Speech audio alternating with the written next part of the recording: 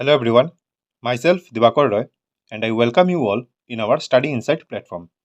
And today I am going to discuss some of the important facts on G20. So let's start our today's session with a positive note, that is, no matter how small you start something that matters. Alright, so let's start our today's session, that is G20. So G20 or Global 20, it was formed in the year 1999. So it was formed during a time when there was financial instability, you can say the economic crisis, especially in the East Asian and the Southeast Asian countries, and it was during the late 1990s time, right? So as you know that in India also in the year 1991, due to the financial instability, uh, experienced by our country, the Indian government during that time, under the finance minister Sri Manmohan Singh, adopted the LPG model or the new economic model, right? So G20 was formed during that particular time, and the main purpose of forming G20 is to secure the financial stability. Okay, so G20 or Global 20 is a very big organization. Okay, so from the name you can easily analyze that the G20 basically refers to the Global 20. Okay, so here you will get 19 countries and one organization, that is the European Union.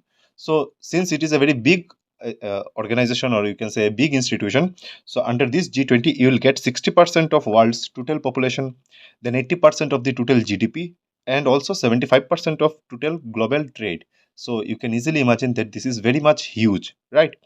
So although G20 was formed in the year 1991, but the first meeting of G20, or you can say the first summit. So summit basically means the world level meetings of G20. Okay. So the summits of G20, or you can say the first summit of G20, it was held in the year 2008, and it was in USA. Okay. So here you will get the names of all the G20 member nations. Okay.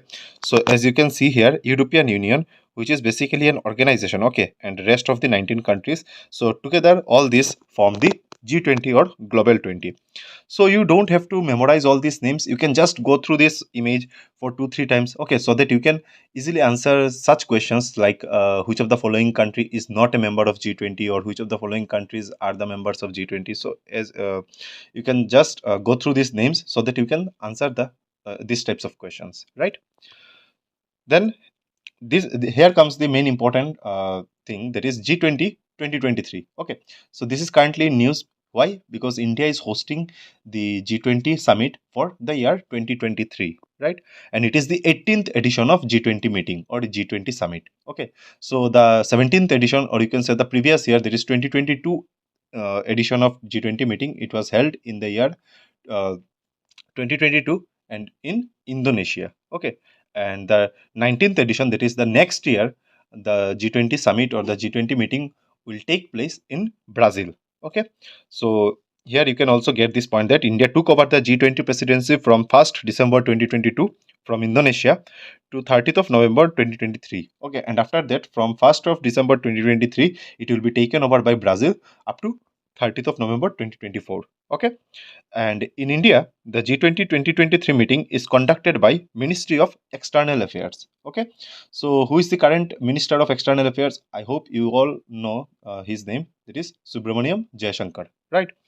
So this year's main theme of G20 is Vasudhaiva Kutumbakam. So Vasudhaiva Kutumbakam is taken from our ancient Sanskrit text, that is Maha Upanishad. So this point is also very very important. You can just remember, you can just point out all these points. And Vasudhaiva Kutumbakam basically means one earth, one family, and one future. Okay.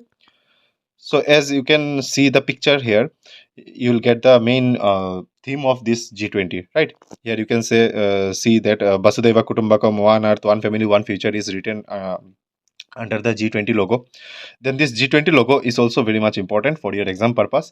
Although all these points are not that important, but you can just go through these points so that if question comes from any of these points, you can just answer these questions. Okay, so G20 logo draws its inspiration from mainly India's national flag. Okay, as you can say, you can see that the tricolor is used here mainly. Okay, so in the picture you can see that the planet Earth and the lotus, which is the India's national flower, so these two things reflect growth and challenges in perfect harmony with nature. Okay, then the Bharat, which is written under G20, is written in Devanagari script. Okay, so again these points are very very important. You can just point out this write down all these points for your notes. Okay.